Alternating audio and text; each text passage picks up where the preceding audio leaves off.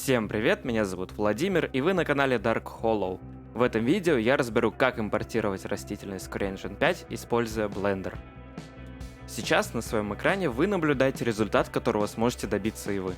Для примера я использовал растительность из Quixel Megascans. Также для экспорта объектов с Touch Bending из Blender в CryEngine я буду использовать плагин BCryExporter.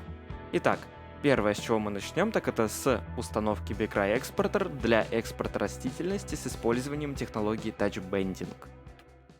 Открываем ссылку в описании, нажимаем на код Download Zip. Заходим в Blender и жмем Edit, Preferences, Plugins и нажимаем Install. И просто выбираем скачанный архив. По поиску находим BCryExporter и включаем его. Теперь при нажатии на N будет показываться не только информация о меше, но и плагины. Первый этап пройден, приступим ко второму. Quixel, 3D Plants, выбираем ассеты, которые нас сегодня интересуют. Деревья. Правда, с их поиском есть сложности, поэтому в этом примере я буду использовать куст-переросток. Если у вас уже есть модель дерева, то процесс работы абсолютно идентичен. Трава. В этом видео я покажу процесс на примере папоротника. С привычной травой процесс также идентичен. Главное показать процесс подготовки растительности к экспорту в CryEngine. Ну и в виде бонуса будет висячая растительность. Нам потребуется Albedo, Normal, Displacement, Specular, Opacity, Gloss. В целом, это стандартный набор текстур для материалов CryEngine, за исключением карты прозрачности. Карту Gloss мы не можем применить напрямую в редакторе материала, но зато мы можем сделать карту с суффиксом DDNA, внутри которой содержится Normal Map и Gloss Map. Начнем с деревьев. Только что установленный плагин нам пригодится чуть позже. Сперва нужно сделать несколько простых шагов, а именно Reset трансформа, покраска вертексов модели или же Vertex Paint, создание лодов и создание прокси, ну или коллизии. Сперва для удобства переименуем Mesh и материал. Так как в этом примере есть только один общий материал, внутри которого содержится текстурная карта для ствола и листьев, то придется немного помучиться. А пока я туплю, если вам интересно, чем я занимаюсь вне видео или стримов, то предлагаю вам подписаться на мой телеграм-канал, где вас ждут анонсы видео, стримов, сборки моих проектов и просто моменты из жизни. Жду вас! Итак, сперва переходим в раздел Vertex Paint, выбираем синий и заливаем весь меш одним цветом, путем сочетания клавиш Shift и K, вкратце по цветам. Синий цвет означает, что покрашенная часть модели не будет двигаться вовсе, когда с ней взаимодействует ветер. Зеленый же цвет означает низкое взаимодействие с ветром, поэтому листву сперва стоит залить зеленым цветом полностью, а потом пройтись по ней красным цветом с небольшой интенсивностью, желательно по верхушке дерева. Ну и красный цвет означает максимальное взаимодействие ветра с нашей растительностью. Далее в режиме редактирования выделяем ветки нажатием на L. Затем просто их скрываем нажатием на H. Затем снова открываем Vertex Paint и уже красим листву в цвета, которые я описывал ранее.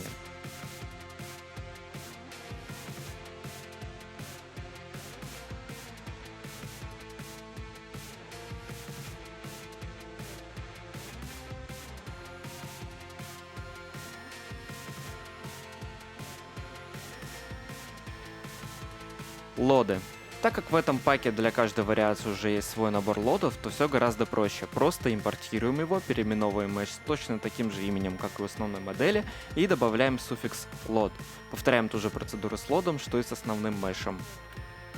Осталось только применить трансформ и экспортировать. Для применения трансформа нажимаем Ctrl-A и выбираем Rotation and Scale. Экспорт стандартный.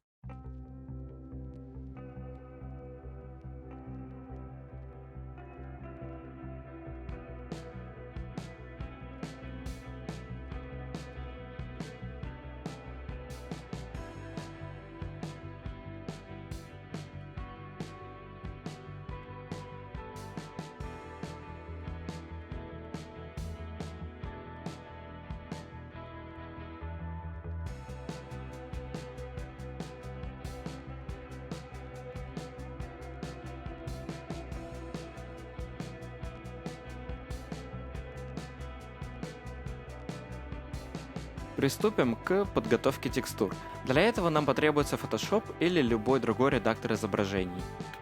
Начнем с того, что переименуем основные карты, чтобы не путаться, и добавляем суффикс под каждый тип текстуры. Вот их список на экране. Это обязательно. Делаем альфа-канал у листвы. Для этого просто переходим в Channels и нажимаем на Create New Channel. Затем просто выделяем всю opacity карту, копируем и вставляем на созданный канал, ставим везде галочки и экспортируем.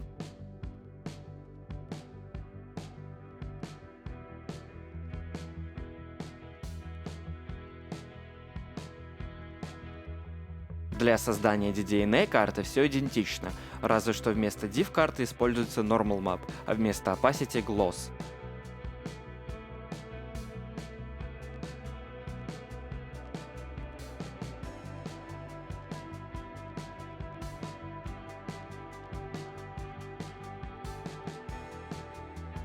Приступаем к импорту. В целом, процесс импорта я разбирал в отдельном видео, вот подсказка, рекомендую ознакомиться с ним. Открываем редактор, Tools, FBX Import, Mesh. Выбираем наш FBX файл и опа, при экспорте дерева я совершил ошибку. Исправляю.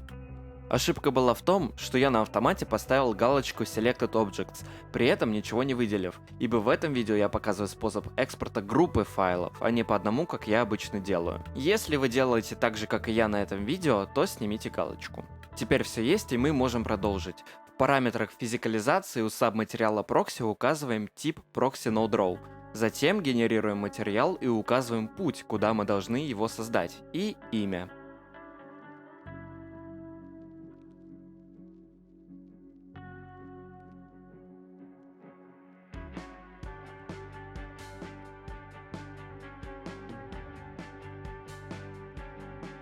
Важный момент. Нам нужно каждый объект сохранить как, чтобы он не перезаписывался. Выбираем путь и задаем имя.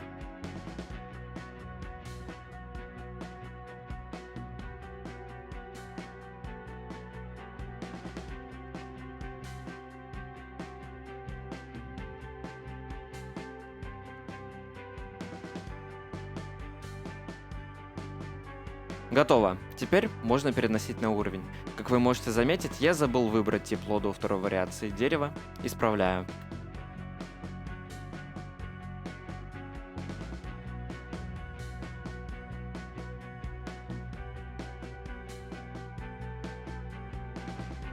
Создаем папку и просто переносим в нее все подготовленные ранее текстуры.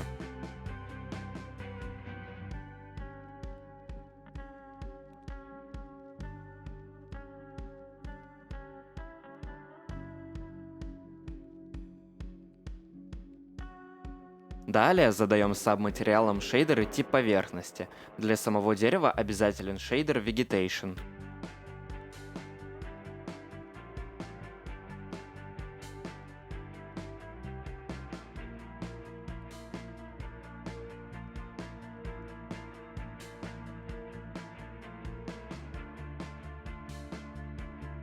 Присваиваем текстуры, настраиваем альфу и в самом низу, где находится Shader Generation Params, ставим галочки у Leaves и Detail Pending.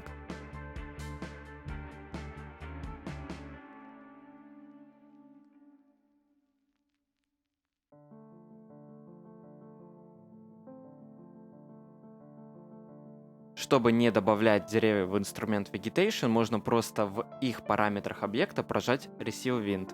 Возвращаемся в Blender и приступаем к папоротнику. Тут уже и пригодится плагин.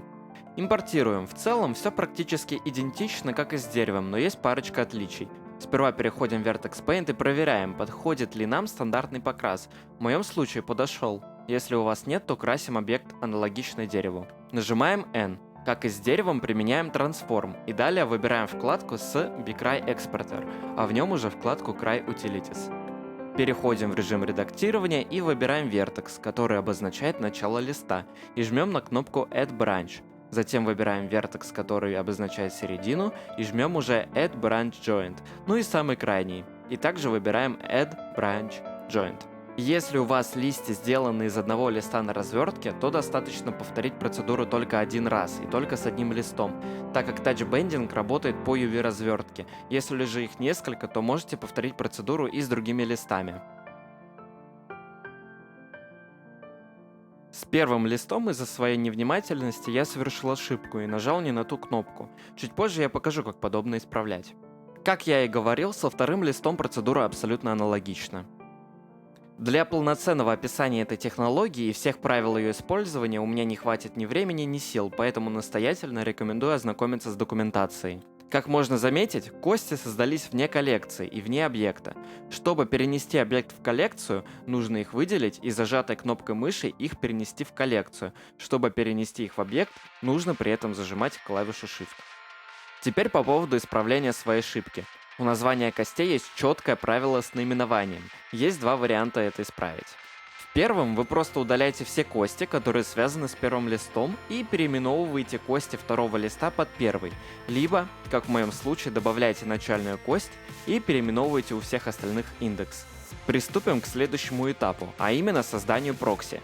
Просто создаем куб, масштабируем его и присваиваем ему название прокси.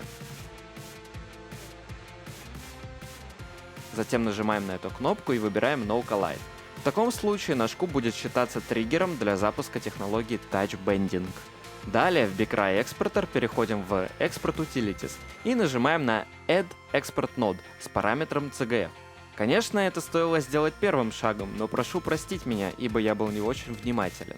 Как вы можете заметить, все дочерние объекты остались в другой коллекции. Чтобы их перенести, просто выделяем и переносим зажатой левой кнопкой мыши. Ну и финальный этап. Переходим во вкладку с экспортом и нажимаем Export to CryEngine.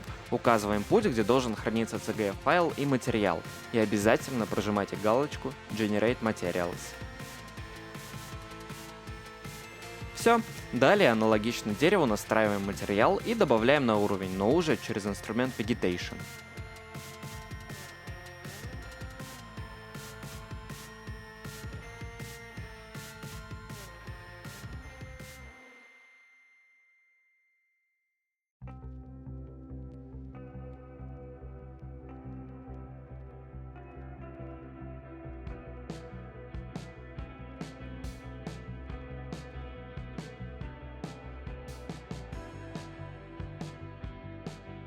Ну и последний объект. Все аналогично дереву. Ну, а на этом можно закончить. С вами был Dark Hollow. Надеюсь, видео оказалось вам полезным. И пока.